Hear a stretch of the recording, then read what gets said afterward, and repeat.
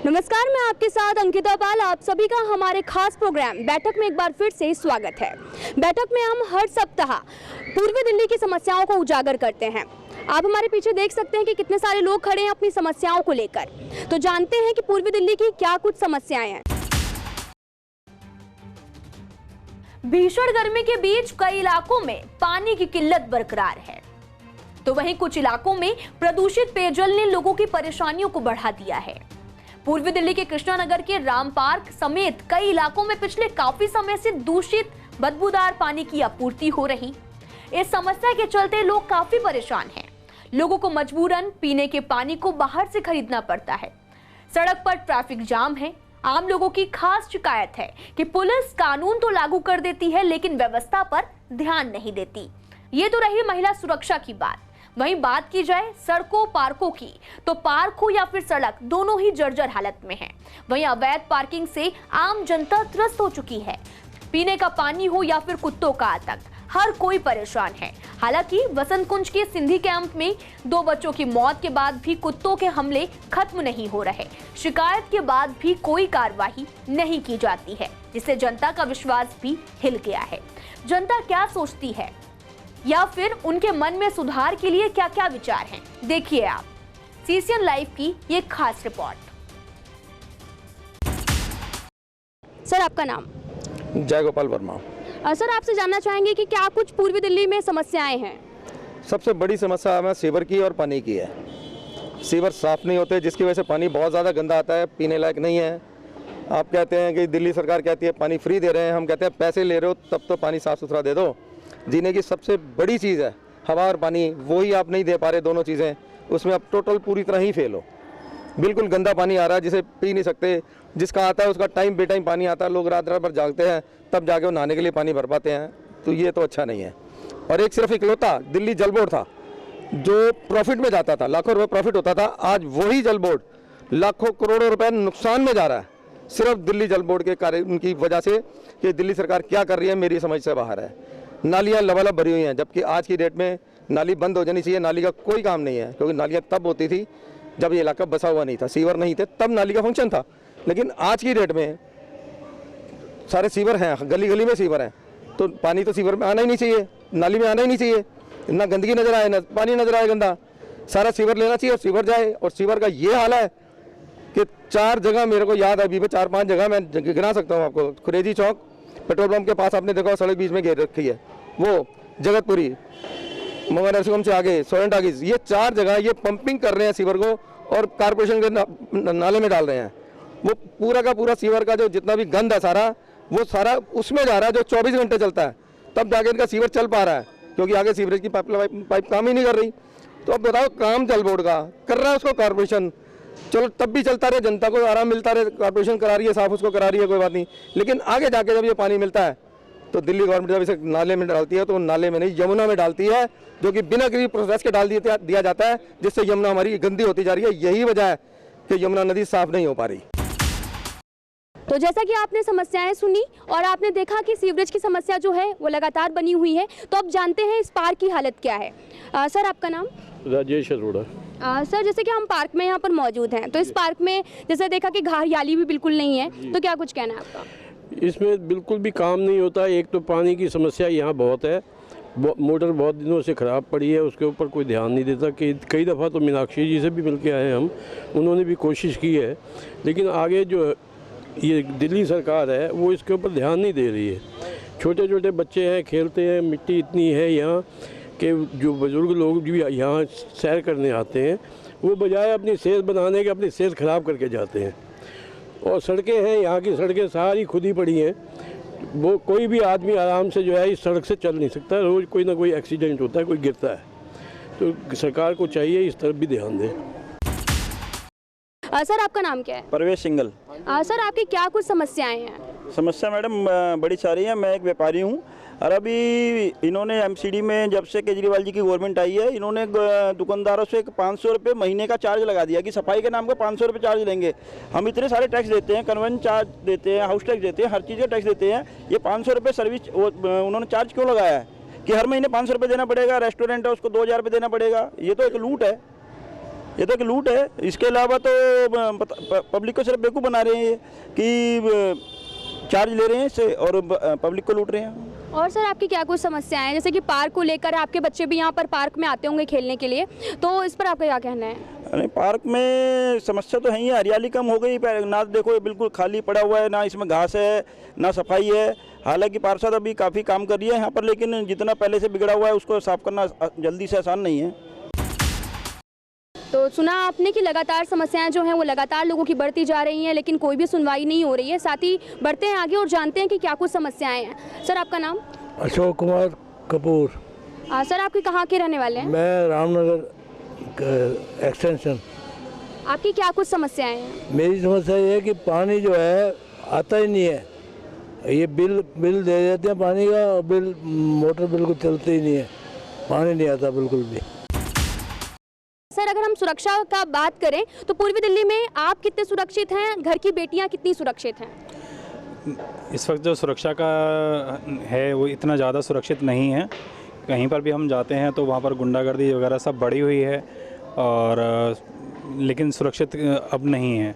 अगर हम बात करेंगे सर पूर्वी दिल्ली की समस्याओं की, तो क्या आए दिन आपको समस्या देखने को मिलती है? पानी की मेन समस्या है, सीवरों की मेन समस्या है, पार्कों की है, सड़कें सारी खुदी हुई हैं। पार्कों पे अभी हमारी निगम पार्षदा हैं मीनाक्षी शर्मा जी, अभी उनसे बात हुई है। उन्होंने यहाँ पर अभी जिम लगाने के लिए भी उन्होंने हमारे को आश्वासन दिया है। और बाकी अभी सुनने में आया है कि भी जो हमारे हॉर्टिकल्चर के जो 7 में जो कर्मचारी हैं उसमें से 4 कर्मचारियों को दिल्ली सरकार ने अपने उस जगह पर बुला लिया है कि जहाँ पर उनके अपने पार्षद हैं।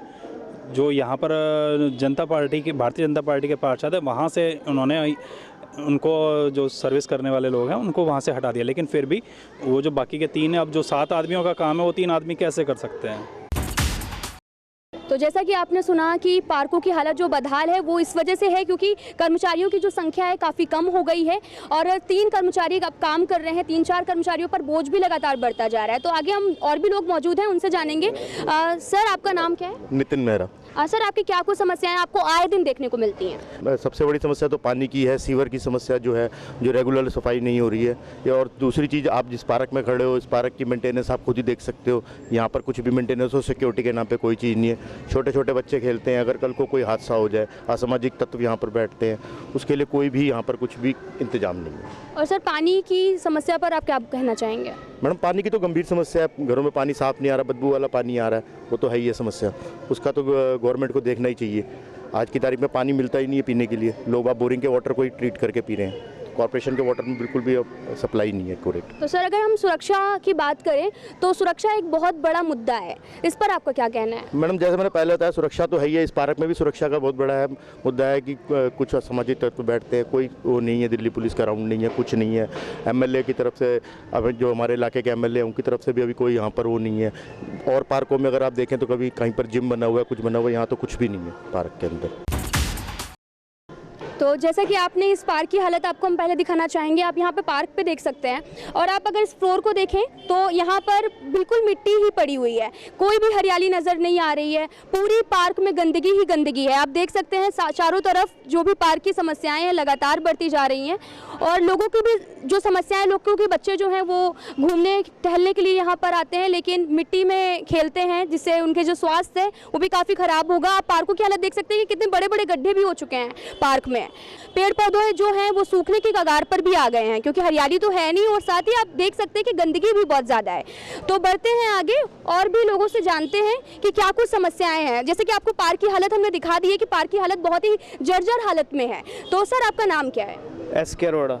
सर आपकी क्या कुछ समस्याएं? जैसे हमने पार्क की हालत दिखाई, बहुत ही जर्जर हालत में है। सुरक्षा व्यवस्था का क्या हाल है, पानी की क्या हाल है, और सीवेज का जो है वो क्या कुछ हाल है? आपने 2-3 बार इस सुरक्षा व्यवस्था को लेकर बात करी। मेरा ये कहना है कि पूरी दिल्ली में बड़े जोर शोर से अरविंद केजरीवाल जी ने कैमरेस लगवाए थे। आज तक किसी भी RWA के पास उस कैमरे की फुटेज को लेने का राइट नहीं दिया है। हम व्यक्तिगत रूप से RWA के बिहाफ पे भी विधायक जी से कई दफ़ा मिले हैं कि इनकी जो फुटेज है CCTV कैमरेस की उसको RWA को दिया जाए। तो सुरक्षा कैसे होगी? कोई छोटी मोटी वारदात होती है, साइकिल चोरी होनी है, बाइक चोरी होती है, तो उसकी कुछ फुटेज ही नहीं ले पाते, हमें पता ही नहीं चल पाता। पुलिस भी दुविधा में रहती है कहाँ से ले। लोगों के व्यक्तिगत जो कैमरे लगे हैं घरों में, वहाँ से फुटेज लेकर के वो सर्च करते हैं। दूसरी बात, इस पूरे क्षेत्र के अंदर PWD के अंतर्गत इतनी सड़कों पे इस समय काम चल रहा है, धूल मिट्टी इतनी उड़ रही है। ये लोग प्रदूषण को कम करने का दावा करते हैं, लेकिन इस धूल मिट्टी से तो प्रदूषण और बढ़ रहा है। तो दिल्ली सरकार के दावे सारे खोखले साबित हो रहे हैं इससे। दूसरी बात, जो बार बार सीवर का और जल बोर्ड की समस्या, सीवर की इतनी समस्या है, खुद जो जल बोर्ड के अधिकारी हैं वो ये कह रहे हैं कि सीवर और जल बोर्ड की लाइन आपस में मर्ज हो रही है कई जगह, उनको बदलने का कार्य करना चाहिए। मैं व्यक्तिगत रूप से RWA के बिहाफ पे भी जाके विधायक जिसको एप्लीकेशन दे के आ चुका हूँ कि जो गलियों में लाइन जो मर्ज हो रही हैं, गल गई हैं लाइन, उन्हें बदला जाए, स्वच्छ पानी मिले, बीमारियाँ बढ़ेंगी, जॉइंटिस और दूसरी पेट की बीमारियों से लोग ग्रसित होंगे, उसे रोका जाए, ये रिक्वेस्ट है। जो चोरी की वारदातें हैं लगातार बढ़ती जा रही हैं, और साथ ही अगर हम CCTV कैमरे की बात करें तो वो चल नहीं रहे हैं यहाँ पे। तो जब कोई CCTV कैमरे जो लोगों के घरों में लगे हुए हैं उनसे कोई पड़ताल होती है? पुलिस प्रशासन का क्या कुछ कहना है उस पर? देखिए, अभी कुछ दिन पहले मंदिर में एक कथा चल रही थी। जब वहाँ से एक बुजुर्ग लेडी यहाँ से निकलती हैं तो उनकी चेन मंदिर के बाहर आने के बाद रोड से यहीं से खींची गई, और वो रॉ से रिटायर्ड थी लेडी, तो उनकी क्योंकि पहुँच थी तो सारे पुलिस सब जने आके उन्होंने इनसे एक्सेस मांगा जो मंदिर में लगे हैं, लेकिन उनको ये भी नहीं पता कि वो तारे उनकी कनेक्टेड हैं, वेल मेंटेन्ड है नहीं है। पुलिस वाले कोशिश करते रहे, उन्हें कुछ नहीं मिला। ये तो तब है कि जब वो रॉ से रिटायर्ड थी। तो आप आदमी की सोचिए ना, जिसकी पहुंच ही नहीं है, जो एक कॉमन पर्सन है जो रोड पे से निकल रहा है, वो इनसिक्योरिटी कितनी है, कोई उस चीज़ के बारे में केयर करना नहीं चाहता। तो सर आप ये कहना चाहते हैं कुल मिलाकर कि जो पुलिस है उसकी लापरवाही है जिसकी वजह से आम जनता को? देखिए, पुलिस तो अपना काम तब करेगी ना जब नेता उन पर प्रेशर डालेंगे। बिना प्रेशर के पुलिस काम नहीं कर रही है। नहीं करता ना, नेताजी कहाँ कर रहे हैं बिना प्रेशर के? विधायक साहब तो अपने घर बैठे हैं ना। रोडों पे जो समस्याएं, हमें आज कितने साल हो गए मंदिर के लिए हमें उन्हें बोलते हुए, कितने साल से वो विधायक है यहाँ पे।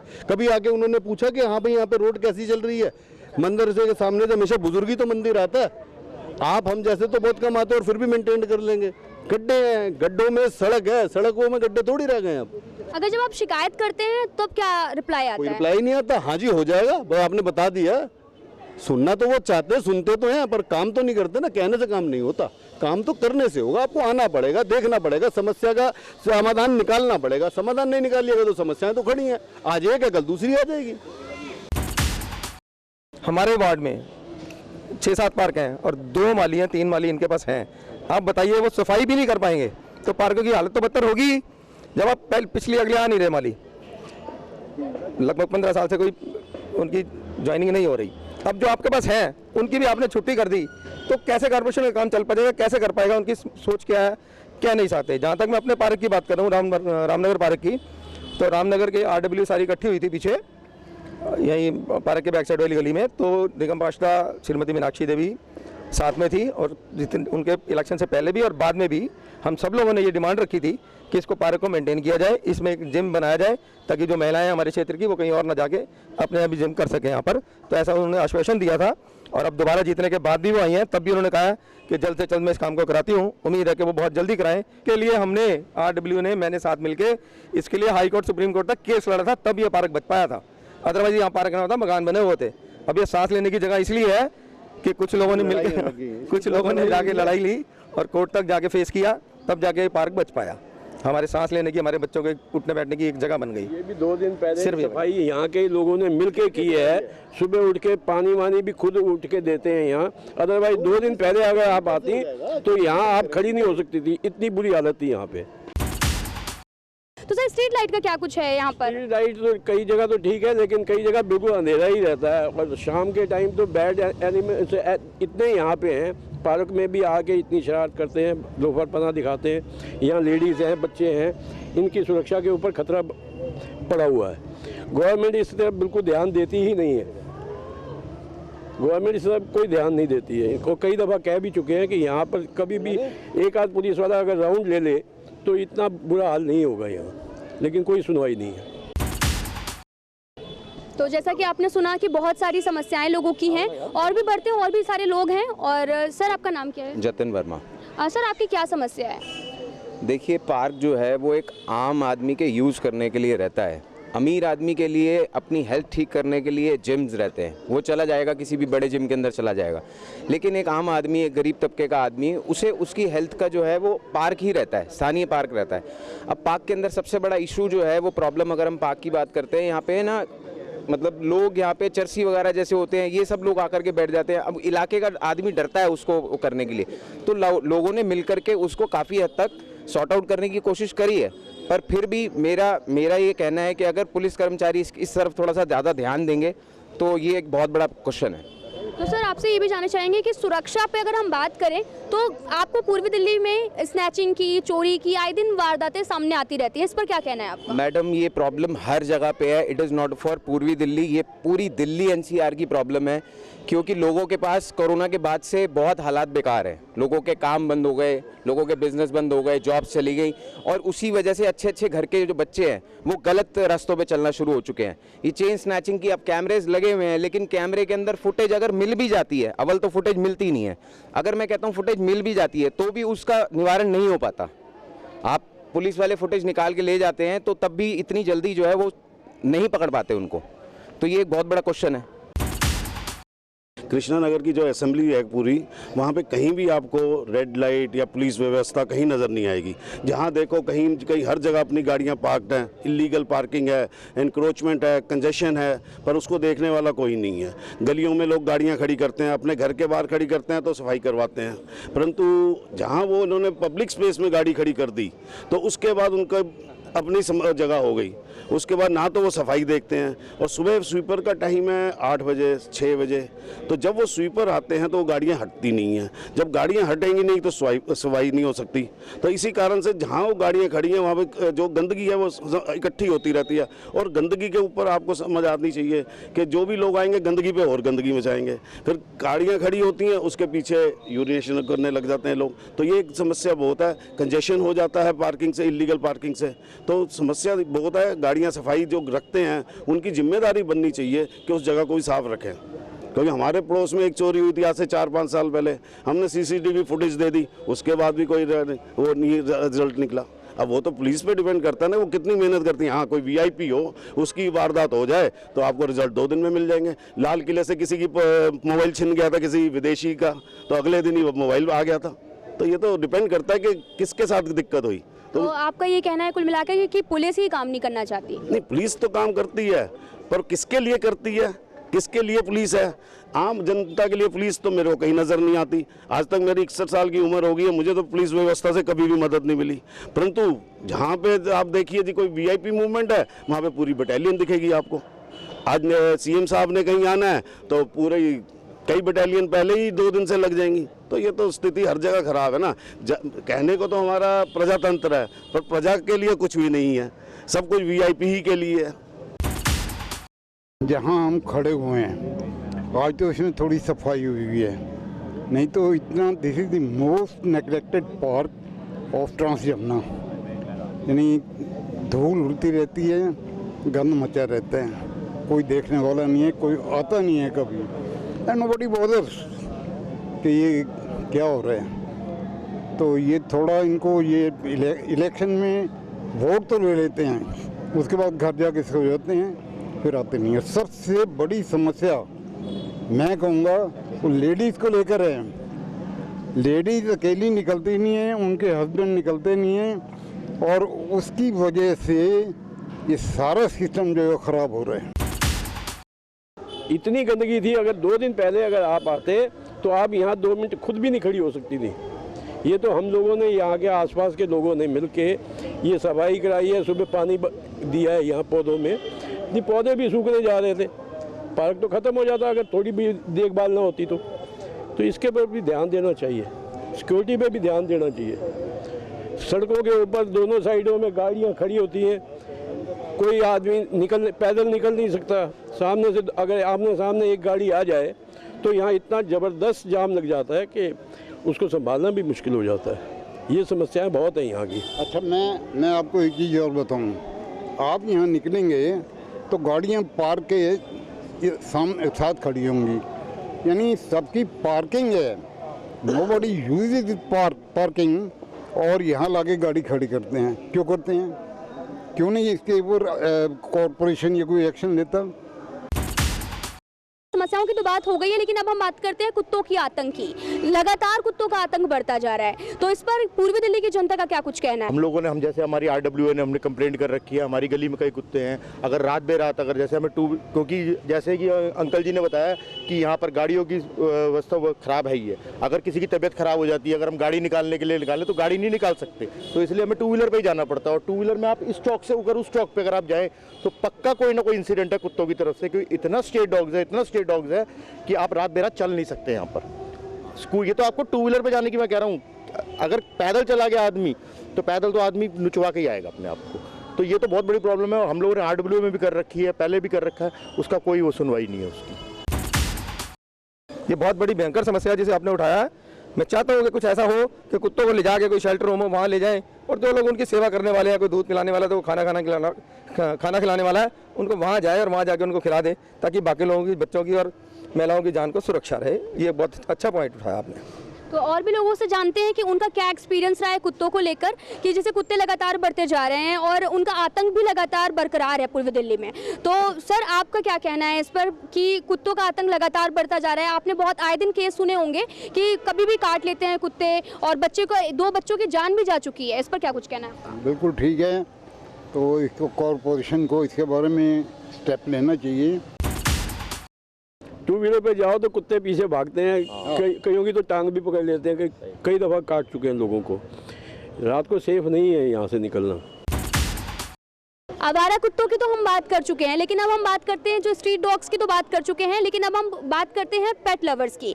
तो बहुत सारे लोग जो होते हैं पेट लवर्स हैं, और सबके घरों में कुत्ते होते हैं, तो इसमें भी एक समस्या निकल के सामने आई है। तो सर, आपका कुछ कहना है? मैम, पेट डॉग्स हैं, बड़ा प्यार करते हैं अपने कुत्ते को, बच्चों की तरह पालते हैं, परंतु बच्चों को तो पू करने सड़क पे नहीं बिठाते, पार्क में नहीं ले जाते, उनके लिए भी व्यवस्था करते हैं। परंतु पेट डॉग्स को ले जाते हैं, किसी के घर के दरवाजे पे पू करा देंगे, पार्क में करा देंगे, तो ये समस्या बहुत है। उनको ही चाहिए कि जब पू, मैंने सुना है विदेशों में क्या है, जहाँ पेट डॉग्स को लेके जाएंगे, अगर वो पू करेंगे तो you have to collect it and throw it into dustbin. तो यहाँ भी कुछ ऐसी व्यवस्था होनी चाहिए। इन लोगों का अपना भी फर्ज है, अगर जिन्होंने पाल रखे हैं वो उसकी ऐसी व्यवस्था तो करें ना, कम से कम कि दूसरों को कोई नुकसान ना दे। लेकिन यहाँ तो यही है, घर के आगे गंदगी फैला जाना किसी के, और किसी मतलब गली में चलते हुए भी कुत्ते उनके पाले हुए भौंकना शुरू कर देते हैं, आदमी डर के मारे अंदर भी नहीं घुसता गली के अंदर। तो ये तो उनकी भी ड्यूटी है ना। फिलहाल हमारे इस खास प्रोग्राम में आज के लिए इतना ही। अगले सप्ताह फिर मुलाकात होगी एक नए टॉपिक के साथ में। तब तक के लिए देखते रहिए CCN लाइव।